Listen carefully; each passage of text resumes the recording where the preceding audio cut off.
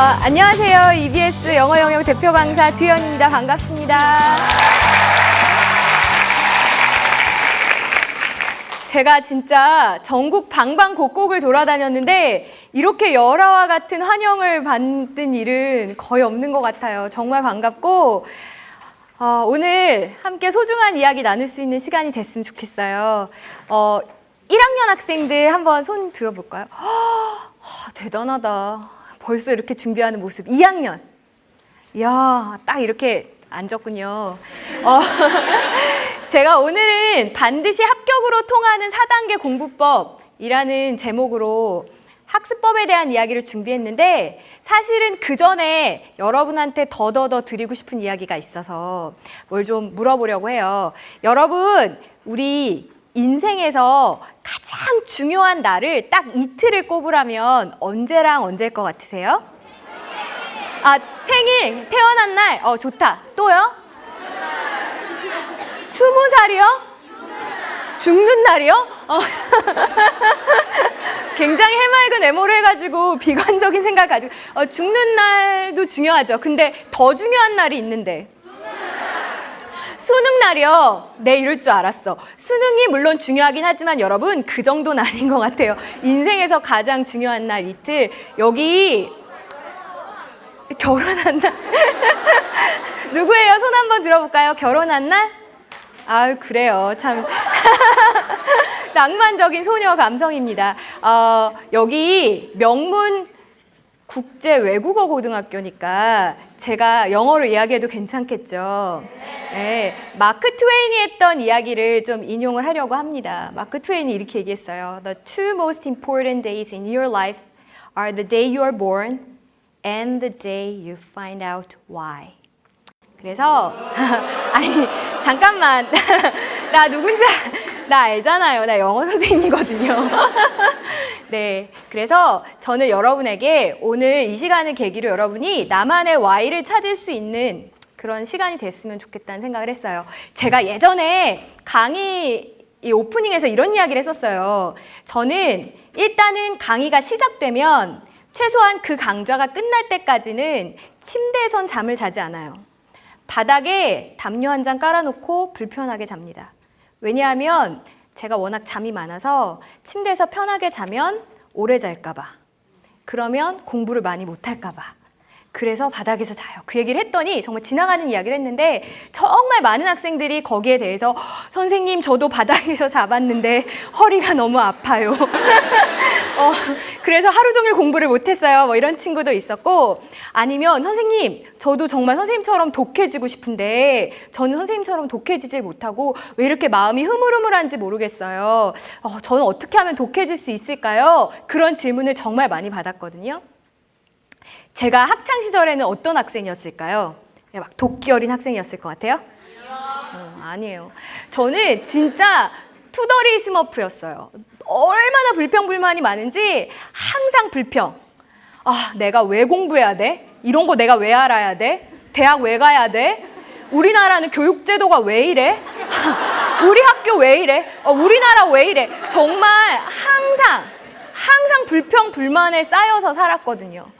근데 시간이 지나고 참 오래 방황을 했어요. 대학교 한 3학년 때까지 정말 극심한 방황의 시기를 겪고 나서 생각을 해보니까 제가 제 자신한테 한 번도 물어본 적이 없더라고요. 너는 왜 공부해야 되는데? 한 번도 물어본 적이 없이 그냥 불평만 했더라고요. 지금은 제가 감히 이야기하건대 학창시절보다 수백 배 더 치열하게 살고 있지만 그때보다 수백 배 더 행복해요. 왜냐하면 저는 이제 이유를 찾았거든요. 근데 여러분도 그 이유를 찾아가는 과정이 반드시 필요합니다. 다른 사람이 이야기하는 것, 우리 공부에 있어서 그런 걸 참 많이 하는 것 같아요. 공부 왜 해야 돼요? 이렇게 물어보면 우리나라에선 그래도 사람 대접 받으려면 학벌이 있어야죠. 학벌이 돈이죠. 학벌이 좋아야 취직이 잘 되죠. 물론 100% 틀린 이야기라고까지는 할 수 없겠지만 그거는 세상 사람들이 말하는 이유잖아요.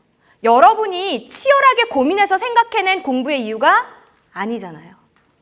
제가 지금 여러분에게 평생 직업을 찾으란 이야기는 절대 아닙니다. 저 직장 정말 많이 옮겼거든요. 반도체 회사에도 있었고요. 신문사에도 있었고요.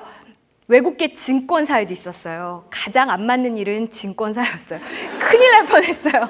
네, 이렇게 여러 일을 하면서 제가 느낀 건 세상에 정말 많은 직업이 있고 하루에도 수백 종의 직업이 생겨나고 있는데 내가 그 어린 나이에 어떻게 책상 뒤에 앉아서 평생의 직업을 갖겠어요. 내가 평생 할 일을 못 정했다고 해서 좌절할 일은 절대로 아닌 것 같아요. 그렇지만 최소한 내가 왜 공부해야 되는지에 대한 이유는 하루에 5분이라도 좋아요. 휴대전화 끄고 컴퓨터 끄고 정말 치열하게 공부해. 한번 고민해 보세요. 왜냐하면 그걸 찾지 못하면 대입이 됐던 취업이 됐던 어차피 진 게임입니다.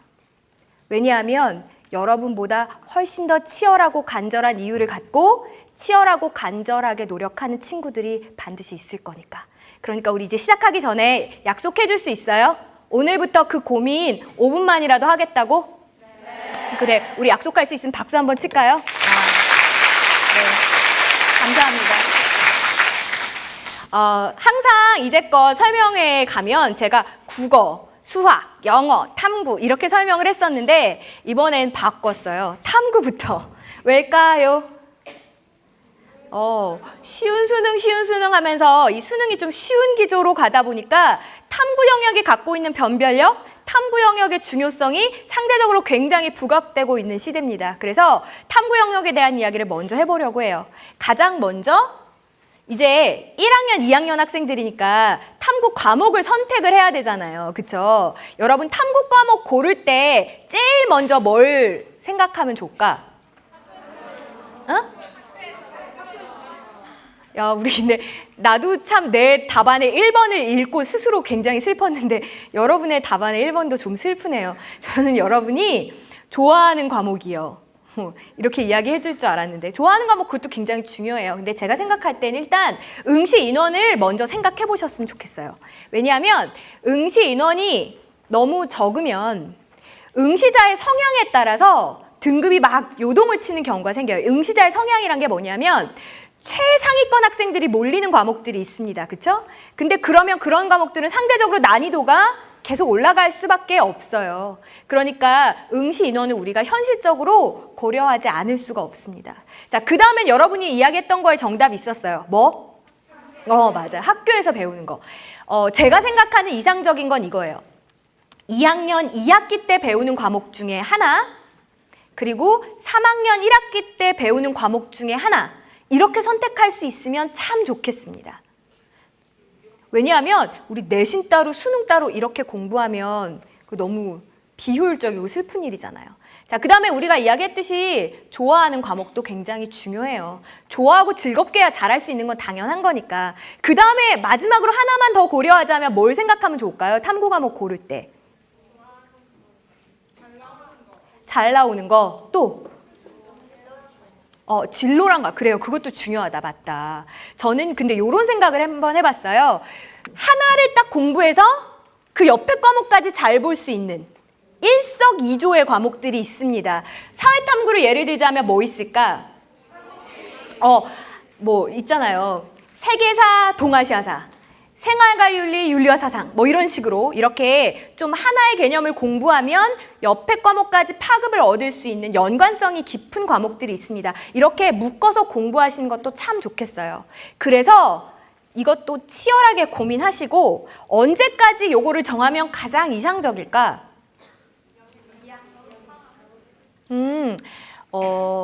통계가 있어요. 재미있는 통계 결과가 있는데 서울 상위권 대학에 진학한 학생들의 80%가 저는 3학년 3월 학력평가, 첫 시험이죠. 학력평가를 치르기 전에 탐구 2과목의 개념 공부를 했습니다. 뭐 마스터했습니다까지는 아니겠지만 최소한 전체적인 얼개는 잡았다는 이야기예요. 한 바퀴 우리말로 하면 이렇게 돌렸다는 이야기입니다. 그렇다는 이야기는 굉장히 결정도 빨리 내렸다는 이야기이고 또 우리가 간과해서는 안 되는 거 뭐예요? 2학년 2학기 기말고사 끝나고 바로 시작해야 된다는 이야기입니다. 그때 가장 마음 아픈 친구들이 이런 친구들이 있어요. 쌤, 저 이제 곧 3학년 되잖아요. 마지막 청춘을 친구들이랑 같이 한번 여행 가서 근데 여러분들 이미 아름다운 부산에 살고 있으니까 어디로 여행 가고 싶으세요? 아, 서울. 그래요. 뭐 이렇게 막 서울 구경을 가고 싶습니다. 이제 이런 친구들이 생긴다고요. 그런데 그렇게 여러분의 2학년을 아름답게 마무리하고 본격적으로 3학년 3월부터 시작하겠다 하면 늦어도 많이 늦습니다. 바로 시작하셔야 돼요. 기말고사 딱 끝나고 하루까지는 그래. 편히 쉬고 그 다음날부터 바로 시작해야 됩니다. 제가 이렇게 막 무섭게 이야기하는 이유가 있어요. 자, 일단은 우리 탐구에 있어서는 첫 시기를요, 개념 한 번의 시기라고 정했어요. 이제 요 개념을 처음에 잡을 때 여러분이 꼭 해야 되는 작업이 있는데 요거 맞추는 친구 제가 선물 드릴게요. 뭘 해야 될까? 한 명만? 한 명만? 손 들고? 없어. 답이 들린 것, 네. 어머. 어떻게, 맞아요. 우리 이따가 꼭 저한테 얘기하세요. 단권화 노트를 만드셔야 돼요. 단권화 노트. 단권화 노트는 뭐냐면 우리 개념을 노트에 따로 정리해서 나만의 책을 만드는 겁니다. 근데 이때 모든 걸 막 빽빽하게 다 적으려고 생각하지 말고 여백을 충분히 두세요. 아니면 이 링 바인더 있잖아요. 이렇게 종이 더 끼울 수 있는 그런 데다가 그런 노트에 쓰셔도 좋고 일반 노트를 쓴다면 여백을 충분히 두십시오. 그래서 여러분이 수험생활 끝날 때까지 이 노트에다가 계속 채워나가는 거예요.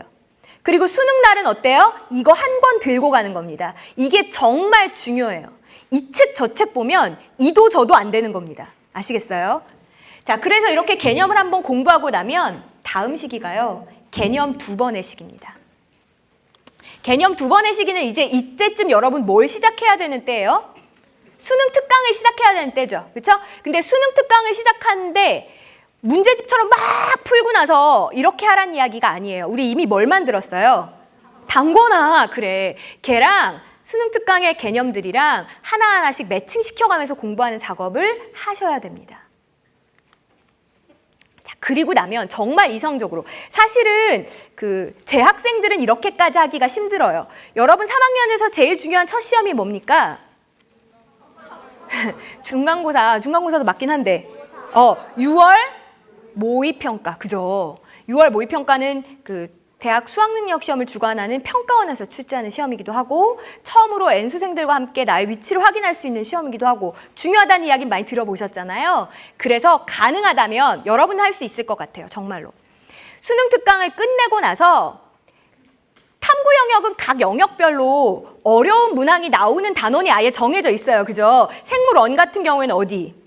유전단원. 생투 같은 경우에는 진화. 뭐 사회탐구 같은 경우에는 표 분석이라든지 자료 분석이라든지 이렇게 그 고난도 문항이 출제되는 단원이 정해져 있어서 굉장히 짧은 특강을 통해서 쭉 정리할 수 있어요. 그러니까 6월 모의평가 들어가기 전에 고난도 단원에 대한 분석까지 끝난다. 그럼 진짜 여러분 좋겠죠. 6월 모의평가 잘 보면 진짜 기분 좋게 수험생활 시작할 수 있는 거니까. 자, 그리고 나서 이제 수능 완성을 가지고 문제풀이 공부해 나가시면 됩니다. 근데 여러분 뭐 이때까지 연계 말은 많이 들었지만 여러분이 실제로 시험장에서 연계를 느껴본 적은 아직 없잖아요. 그래서 제가 일단 소개를 드릴게요. 첫 번째는 개념이 연계되는 개념 원리 연계가 있어요. 요거는 솔직히 연계 체감이 어떨까? 사실 중요한 개념은 꼭 뭐 우리 연계 교재뿐 아니라 그냥 어딜 봐도 다 있잖아요. 그러니까 체감률이 조금 낮을 수 있어요. 그런데 자료 활용. 내가 봤던 표인데 똑같아. 내가 봤던 자료인데 똑같아. 당연히 체감 연계율이 상당히 높겠죠. 뭐 문항 변형은 말할 것도 없죠. 내가 공부했던 그 문제인데 선지만 조금 바뀌었다. 이런 거니까 제가 직접 한번 보여드릴게요. 어때요? 잘 모르겠지만 똑같아. 그죠? 또 얘는 잘 모르겠지만 똑같아. 그죠? 이게 연계 체감이에요. 여러분이 이렇게 할 수 있도록 공부하기 위해서는 마지막에 복습하는 단계가 꼭 있어야 됩니다. 이 정도로 정상적인 커리를 밟은 친구들은 막판에 가서 갑자기 탐구 소녀로 변신할 이유가 없죠. 탐구 소년 소녀가 뭔지 모르죠. 갑자기 이제 시험이 임박해 오면 모든 과목을 내려놓고 탐구에 돌진한 친구들이 생기거든요. 근데 이렇게 공부하는 거 정말 좋지 않은 방법. 과목 간 밸런스가 다 깨지잖아요. 근데 여러분은 지금 제대로 된 맵을 딱 놓고 하나하나씩 잘 정리해 가셨으면 좋겠습니다. 4교시 탐구 영역 얘기 끝내기 전에 2017부터 바뀌는 게 하나 더 있는데. 그래. 필수 한국사. 부담스러워요? 그래, 그래도 그나마 조금 다행인 건 뭐예요? 절대평가라는 거. 그래서 몇 점이 넘으면 1등급일까요? 정말 잘 알고 있다. 심지어는 여러분이 진학하고 싶어하는 상위권 대학들에서 전혀 진학의 불이익을 받지 않는 점수가 인문계는 3등급, 자연계는 4등급이에요. 그러니까는 여러분 그냥 조금만 공부하시면 무난히 좋은 점수 받을 수 있어요. 시험 범위는요. 전 근대사에서 50%, 근현대사에서 50% 이렇게 출제가 되고 얘는 등급을 가르기 위해서 내는 시험이 아니잖아요. 그렇죠? 그냥 다 같이 잘 봐서 다 통과했으면 좋겠다 이런 취지이기 때문에 당연히 공부는 어떻게 해요? 중요한 흐름 위주로 공부하시면 돼요. 그런데 그럼에도 불구하고 아무리 쉬워도 아무리 흐름 위주로 내도 수능이 임박해서 이거 공부하면 당연히 부담되죠. 그래서 제가 뭐라고 한 거예요. 언제 시작해라. 기말고사 그래 기말고사 끝나고 시작해라 라고 이야기한 그 이유가 여기에 있는 겁니다. 자, 그러면 우리 이제 탐구 영역에 대한 대비 이제 이 정도로 하고 그럼 다음 과목 뭐 할까? 영어? 저는 수학. 제가 수학을 정말 못했어요. 그래서 지금도 조금만 다음날 불안한 일이 있으면 이 나이가 돼서도 수학 시험 보는 꿈을 꿔요. 보통은 시험장을 못 찾아가거나 아니면은 시험이 다 됐는데 시험 공부를 범위에 있는 걸 하나도 못한 꿈을 꾸다가 막 깨거든요. 어떤 사람이 이런 얘기를 했더라고요. Pain is temporary. 고통은 일시적인 겁니다. It may last for a minute or an hour or even a year. 그 고통이라는 게 1분, 1시간, 심지어 1년까지도 계속될 수 있겠지만 but eventually it will subside. 결국에는 고통이라는 건 없어지잖아요. If I quit, however, 하지만 내가 중도에 포기해버리면 it lasts forever. 평생 계속되는 거예요. 제가 무슨 생각하냐면 내가 그때 공부 안 해서 이 나이 먹도록 이렇게 수학한테 혼나는구나 그 생각을 했습니다. 오늘 제가 소개해드린 학습법은 이 수학 열등생이었던 저의 의견이 아니고 우리나라 최고의 수학 선생님들에게 자문에 또 자문을 구해서 얻은 학습법이니까 여러분들은 다 수학이랑 정면 승부하셔서 좋은 성적을 거두셨으면 좋겠어요. 사실은 수학의 개념 진짜 중요하잖아요. 근데 수학 개념은 어떻게 공부하는 게 좋을까? 얘는 순서대로 하는 게 좋다고 그러더라고요. 어떻게? 수투, 미적분, 원, 확률과 통계. 일단 처음 공부할 때는 순서대로 하시는 게 좋아요. 그리고요. 중요한 정리는 설사 내가 알고 있는 것이라 할지라도 증명 과정을 반드시 한번 개념의 시기에는 정리할 필요가 있습니다. 왜? 출제자들이 출제하는 아이디어를 어디서 얻어요? 이 중요 정리의 증명 과정, 그 단계에서 주요 아이디어를 얻기 때문에 그렇기 때문에 이 첫 발걸음을 떼는 단계에서는 이 공부가 굉장히 중요하다고요. 자, 사실은 수학에서 개념만큼 중요한 게 또 뭡니까? 기출이죠, 기출. 근데 시중에 있는 저희 EBS의 개념 교재도 그렇고 어떤 개념 교재를 공부하든지 간에 결국은 기출을 가지고 엑기스를 뽑아서 만든 거잖아요. 그러니까 개념 공부를 제대로 하시면 기출이 이제 상당 부분 해결이 됐을 거예요. 그리고도 미진한 부분이 있으면 어떻게 해요? 이제 그 다음에 마저 공부하시고 그 다음에 이제 수능 특강으로 넘어가면 됩니다. 됐어요? 수능 특강 공부할 때는 우리 어떻게 공부할까? 제가 수학을 못했던 이유가 여기 있더라고요. 일단 딱 풀잖아요? 어려워. 그럼 어떻게 해요?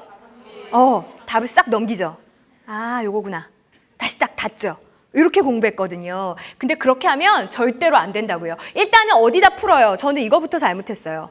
문제지 여백이 아니라 연습장에 내가 어디에서 사고의 과정이 틀렸는지 한 번에 찾을 수 있게 깔끔하게 풀어두셔야 되고, 그 다음에 모르는 게 있으면 어떻게 해요? 우리 얼만큼 고민할까? 아예 정할까요? 몇 분 고민할까? 5분 너무 박하다. 최소 10분에서 15분은 고민하셨으면 좋겠어요. 왜 세계적인 석학들은 막 그러지 않아요? 3일 동안 식음을 전폐하고 고민하다가 유레카 알아냈다. 우리 이렇게까지는 못해도 15분은 고민할 수 있잖아요. 이렇게 생각하시면서 일단은 그 세트는 끝까지 다 푸세요. 끝까지 다 풀고 나서 다시 돌아와서 풀리면 다행이고 안 풀리면 어떻게 할까? 아니 그 전에 내가 끝까지는 못 풀었지만 이 문제는 이런 아이디어로 푸는 것 같아. 그런 정도는 메모해 보시고 그 다음에 질문을 하던 해설지를 보던 하셨으면 좋겠다고요. 자, 그래서 이렇게 기출을 분석하고 연습장을 활용하고 그리고 당연히 복습하면서 공부하시는 겁니다. 근데 저는 이 이야기 듣고 사실은 놀랐어요. 영어 과목 같은 경우에는 뭐 공식적으로 평가원에서 그런 입장을 발표한 적은 없습니다만 통계적으로 6월과 9월 모의평가에서 활용되었던 지문은 상대적으로 수능의 활용도가 확 떨어지는 게 사실이거든요. 근데 수학은 반대라고 하더라고요. 6월 모의평가, 9월 모의평가에 나왔던 개념들은 수능에 내겠다라는 어떤 예고편 같은 거랍니다. 그러니까 그 전해의 기출뿐만 아니라 뭐 하셔야 돼요? 당해년도 내가 수능을 응시하는 해에 모의평가를 굉장히 철저히 분석하고 오답노트를 해야 되는 이유가 수학은 여기에 있더라고요. 자, 그리고 나서 이제 수능 완성으로 넘어가시면 되는데 수능 완성은 어떻게 공부할까요? 또 잘 이른다. 수능 완성 공부할 때는요, 과목을 병행하시는 게 좋아요. 그러면 하루에 수학 3과목? 할 수 있겠어요? 근데 그건 좀 무리다. 그래서 매일 2과목씩이라도 번갈아서 어쨌든 일주일의 학습 분량을 봤을 때 모든 과목이 골고루 들어가게는 공부하셨으면 좋겠어요. 제가 이 방법을 추천하는 이유가 여기에 있습니다. 2015학년도에 수학 통계를 한번 내봤어요. 위에 있는 게 이제 문항수고요. 아래에 있는 게 배점인데요. 각 과목별로 어때요? 문항수도 비슷하고 배점도 맞추려고 노력을 많이 했죠. 그러니까 여러분이 공부할 때 수학 편식하면 안 된다는 이야기입니다. 그래서 마지막 수능 완성의 시기에는 이렇게 병행해서 공부했으면 좋겠고, 이제 여기까지 다 끝나면 어떻게 할까? 그 다음에 이제 여러분은 특히 상위권이니까 고난도 문항들, 특히 나에게 약점이 되는 유형들이 있으면 이제 그 유형을 집중적으로 공략하는 단계가 바로 이제 여기에 필요한 겁니다.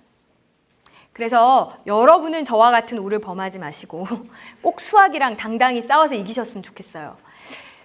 수학 다음에 고민되는 과목이 뭐예요? 정말? 국어, 영어? 저는 국어일 거라고 생각했는데. 왜냐하면 솔직히 수학은요, 잘하면 잘하는 거야. 수학을 6월 모의평가에서 다 맞았어? 9월 모의평가에서 다 맞았어요? 그러면 거의 수능에서도 좋은 성적 거둬요. 이변이 별로 없다는 이야기입니다. 근데 국어는요, 그렇지 않아요. 6월에서 다 맞았어? 9월에서 다 맞았어? 수능은 몰라요. 뚜껑 열어봐야 알아요. 그래서 국어는 평소에 잘하는 학생도 수능 직전까지 절대 마음을 못 놔요. 제 이야기 뭔지 아마 여러분도 공감하실걸요. 난 국어 잘하니까 이렇게 내려놓을 수가 없다는 이야기입니다. 그래서 이유가 뭔지 막 생각을 해봤어요. 왜 영어는 다 맞으면 끝까지 다 맞는 거고 수학도 다 맞으면 다 맞는 건데 왜 국어는 그게 안 될까? 국어는 우리말이라서 우리가 체계적으로 단계를 밟아서 공부하겠다는 생각을 별로 안 해서 그런 것 같아. 그쵸? 그럼 국어도 뭐부터 시작할까요? 그래, 이제는 저보다 낫네요. 근데 국어는 개념을 뭘 하는 게 개념일까?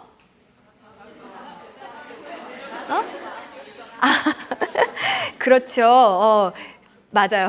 잘 알고 계세요. 제가 지금 교재명을 밝힐 수는 없지만 날갯짓을 힘차게 하시면서 공부할 수도 있겠고요. 네. 근데 이렇게 생각하는 친구들이 있어요. 기출을 풀면 되는 거 아니에요? 기출 풀고 오답노트 만들고 기출 한 3번 돌리면 대충 정리될 것 같은데. 근데 기출은 오답노트를 만들기 위해서 푸는 게 아니고 패턴을 분석하려고 푸는 거거든요. 근데 그 패턴을 분석할 힘이 아직 여러분한테는 없어요. 그래서 개념을 공부하라는 거고 국어의 개념이 뭔지 제가 대충 정해드릴게요. 일단은 국어는 이렇게 영역을 나누잖아요. 이 중에서 우리 가장 해피한 영역이 어디입니까? 화법작문! 완전 반갑잖아요. 화법작문은 한 번만 딱 개념 제대로 공부하면 계속 편하지 않아요? 그쵸? 얘는 딱 한 번만 딱 잡아놓으면 되는데 제가 작문을 예로 들어드릴게요. 계획, 뭐 내용 생성, 조직, 표현하기, 고쳐쓰기 이게 이제 작문의 각 단계잖아요. 보통 이 각 단계의 중요 아이디어들을 가지고 출제를 하잖아요. 그러니까 이런 것들이 개념에 속하는 거고 얘들은 마음 먹으면 한 그쵸? 며칠 안에도 싹 정리할 수 있을걸요? 그 다음에 이제 여러분이 힘든 게 뭐예요? 그 다음에 어떤 영역이 힘들어요? 제일 힘든 게 뭐예요? 그래, 그렇게 물어볼게요.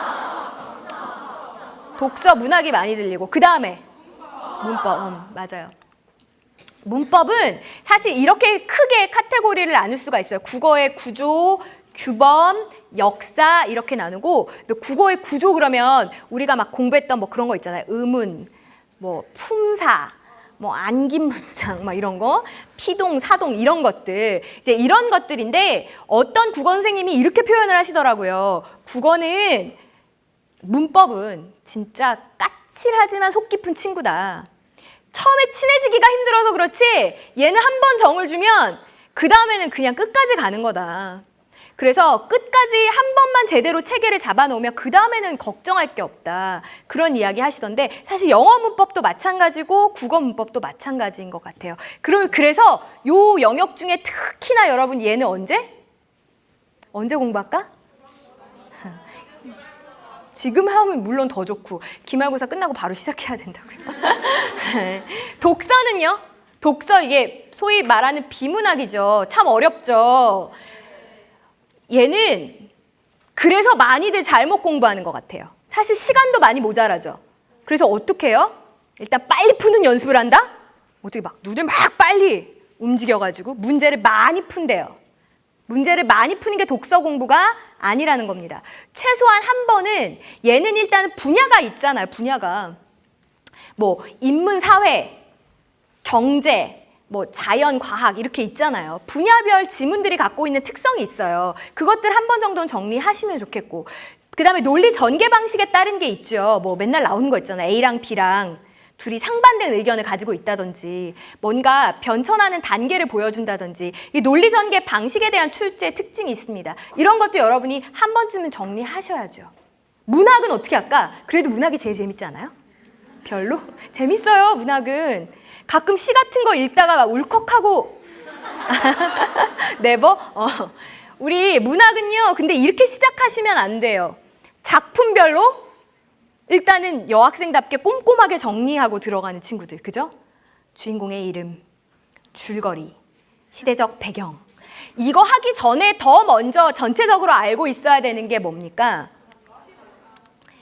세트 구성이 어떻게 되는지. 문학은 이제 크게 우리가 현대시, 고전시, 현대소설, 고전소설, 그 다음에 극이랑 수필 이렇게 이제 나누잖아요. 근데 세트 구성이 있죠. 보통은 뭐 현대시랑 현대소설이 같이 묶인다든지 아니면 현대소설과 극이 같이 묶인다든지 이렇게 구성이 잘 되는 세트들이 있습니다. 이 세트들이 어떻게 구성되는지에 대한 걸 먼저 파악하시는 게 중요하고 그 다음에 각 장르별로 물어보는 문제 유형들이 어느 정도 정해져 있죠. 현대시다 그럼 이제 뭐 물어봐요?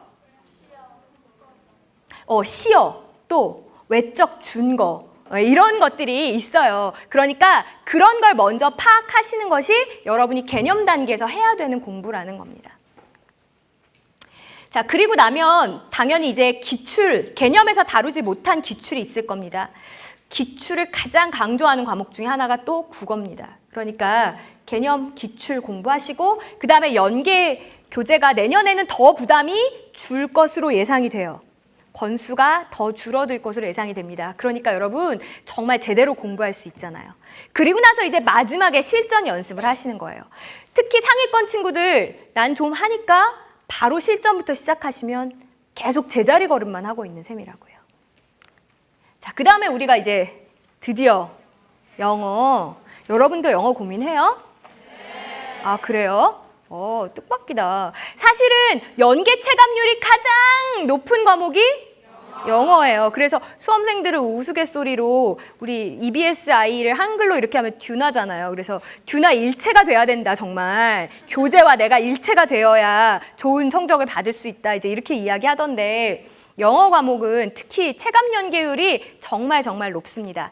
그럼에도 불구하고 저는 첫 단계를 문장이라고 잡았어요. 왜? 나 영어 꽤 잘하는데? 해석 안 되는 문장 거의 없는 것 같은데요? 이거 한번 생각해 보세요. 가장 절망적인 경우, 제가 생각했을 때 9월 모평이 끝났을 때 그 시점에서 가장 어떻게 도와주지 싶은 학생들이 누구냐면 이런 학생이에요. 선생님, 정말 이제 시간도 얼마 없는데 할 게 너무 많아요. 하면 돼요. 할 게 많으면 힘들 뿐이에요. 하면 돼요. 그쵸? 그런데 이런 학생들은 어떻게 도와줘야 될지 모르겠어요. 일단 교재 나오자마자 샀거든요. 그래서 연계교재 바로 풀었어요. 일주일 만에 수능 특강 다 풀고 다 풀었는데요. 근데 이게 그렇게 푼 걸 풀었다고 하기도 좀 그렇고, 그렇다고 지금 와서 처음부터 다시 보기도 좀 그렇고, 그럼 한 것도 아니고 안 한 것도 아니고, 이런 친구들이 가장 도와주기 힘들어요. 그때 와서 처음부터 다시 내려가서 기초부터 밟자고 할 수가 없잖아요. 여러분이 지금 계속해서 한 번도 틀린 적이 없는 만점이다 가 아니라면 저는 문장 단계를 한 번쯤은 밟으셨으면 좋겠어요.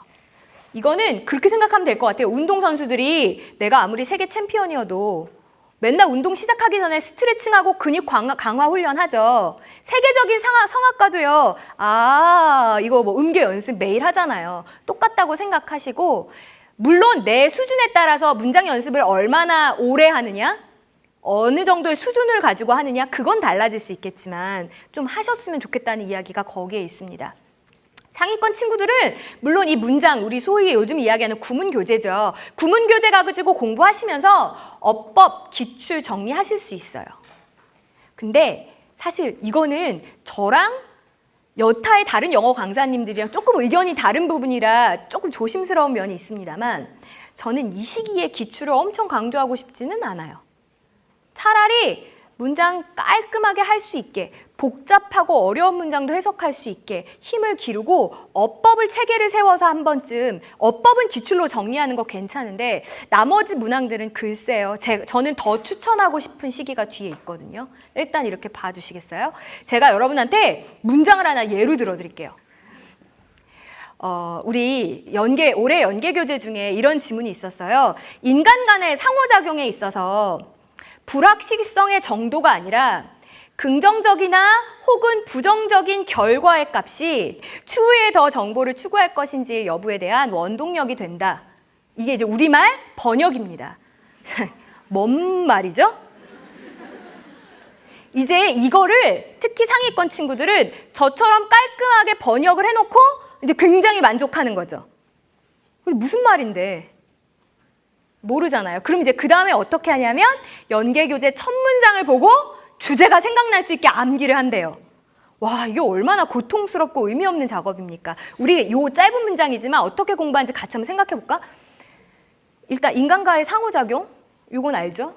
여기에 있어서 불확실성의 정도가 아니라, 그럼 불확실성의 정도는 뭔가요? 내가 얘를 잘 아냐? 모르냐? 그게 불확실성의 정도죠. 근데 그게 중요한 게 아니고 긍정적이냐 혹은 부정적이냐의 결과값, 그건 뭘까요? 만나봤더니 애가 참 괜찮아. 그럼 긍정적인 결과값이죠. 만나봤더니 완전 별로야. 그러면 부정적인 결과값이죠. 이게 추후에 정보를 추구할지의 여부를 결정한다고. 추후에 정보를 추구하는 건 그럼 어떻게 하는 거예요? 친하게 지내면서 더 알아가는 거죠.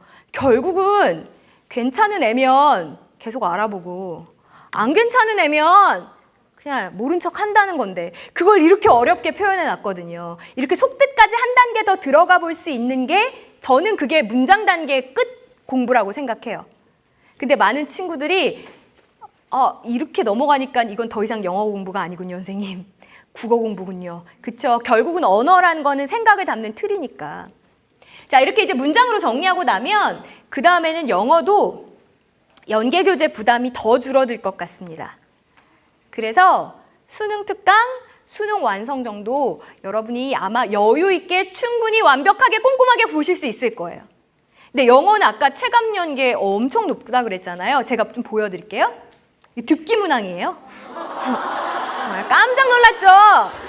컴퓨터에 무슨 다른 그림 찾기인 줄 알았어요. 그죠? 똑같아요. 그래서 우리 듣기 같은 경우에는 연계 몇 프로라고 이야기하냐면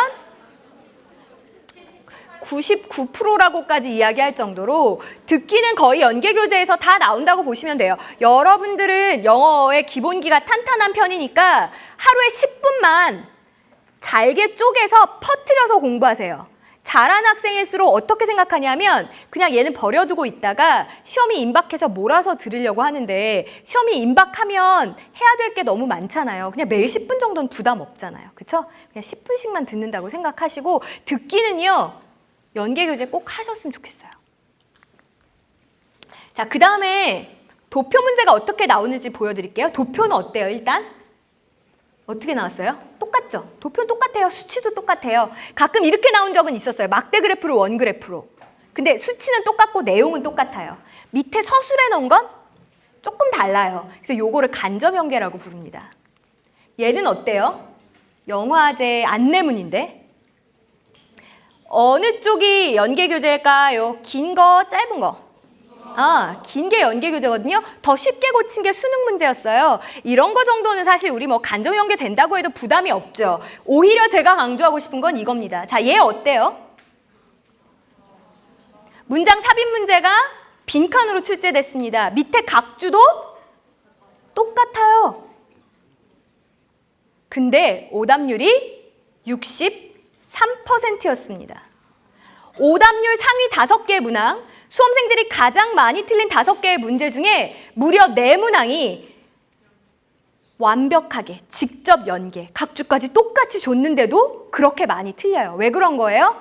아까 우리가 굉장히 어려웠던 문장 같이 이해했죠. 이해 단계가 없이 뭐만 했어요? 번역하고 솔직히 답은 찾아요.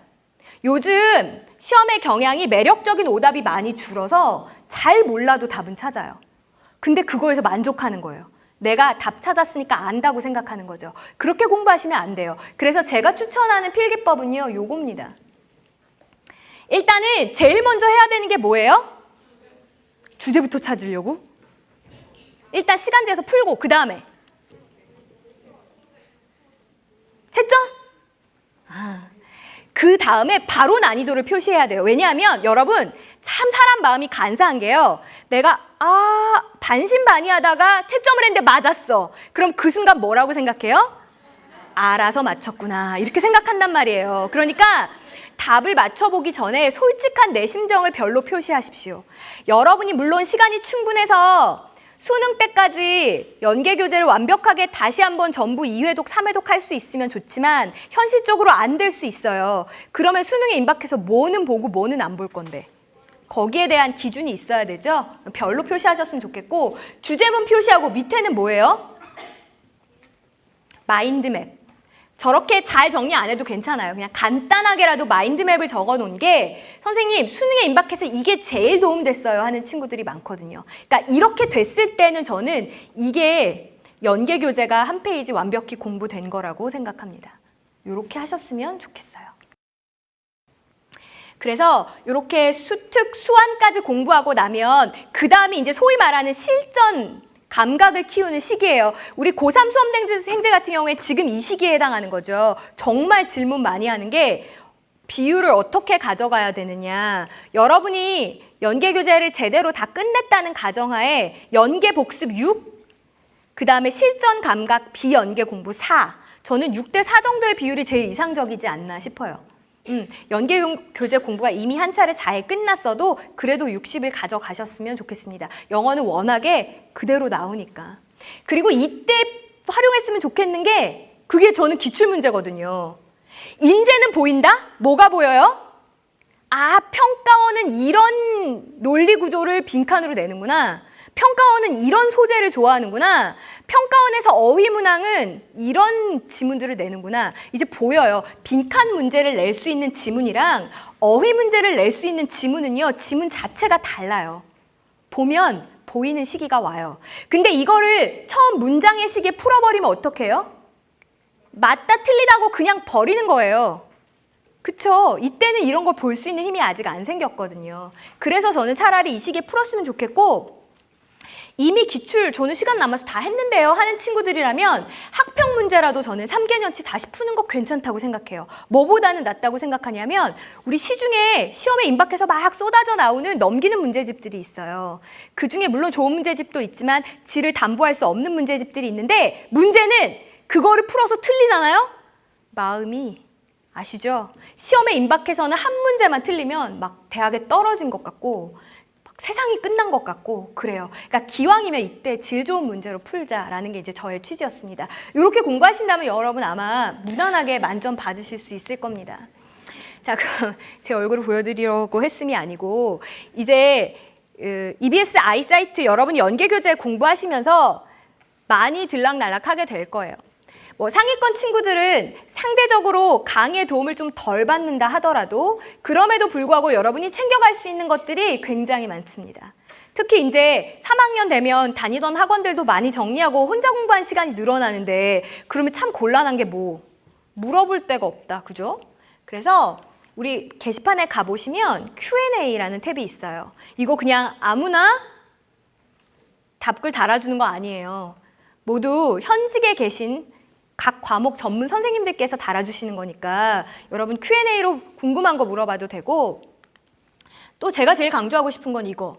저도 강의 공부 열심히 하고 나서 강의하러 가는 길에 아니면 잠자기 전에 mp3로 지문을 듣습니다.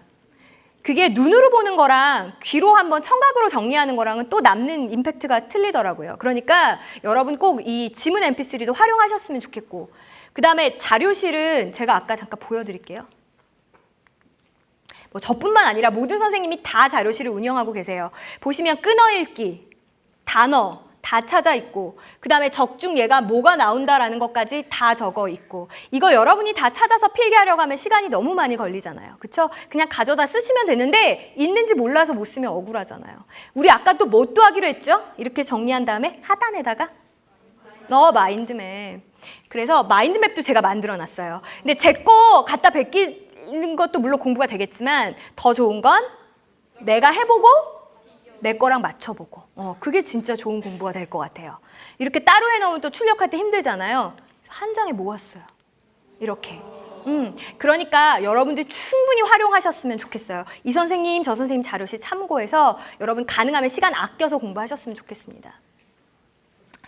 제가 이제 오늘을 기준으로 우리 2학년 친구들을 기준으로 며칠 남았나 계산해봤어요. 며칠?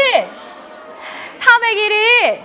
근데 그래도 401일 하면 어떤 친구들은 401일밖에 안 남았어요 이런 친구들도 있고요. 어떤 친구들은 401일이나 남았어요, 아직 여유 있는데요, 이런 친구들도 있어서 좀 현실적으로 계산을 해볼게요.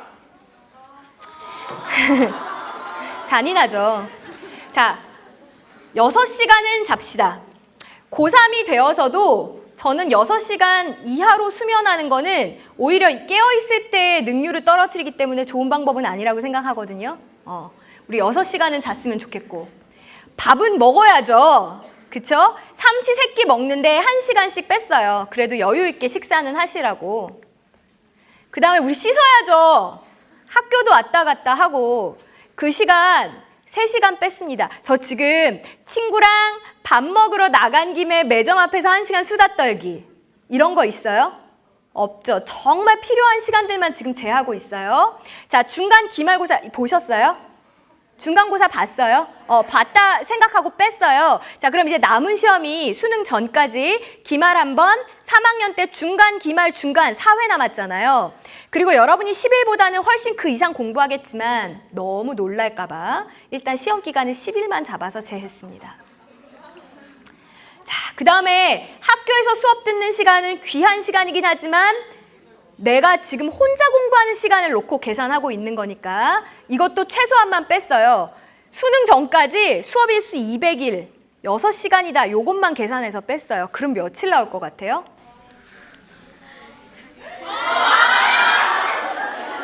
110일 남았습니다.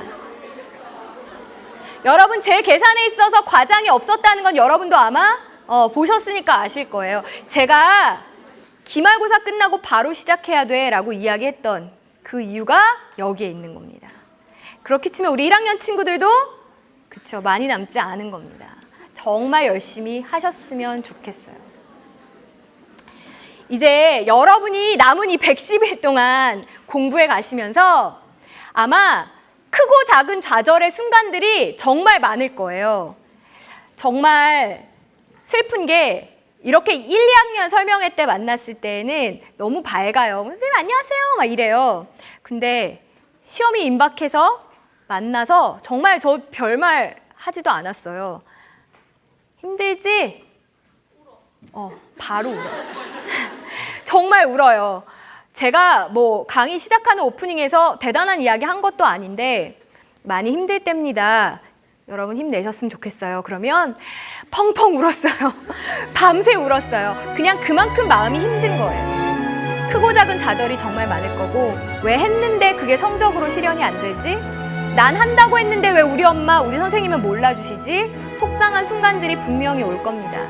하지만 여러분이 최소한 3학년 진학하기 전까지 여러분만의 이유를 찾으신다면 그리고 그 여러분만이 찾은 이유가 여러분의 크고 작은 고비들보다 더 강하다면 그러면 이 험난한 수험 생활이지만 그 길의 끝에 모두 좋은 결과가 기다리고 있을 거라고 생각하고요. 저도 항상 여러분 곁에서 응원하면서 함께 달리겠습니다. 들어주셔서 감사합니다.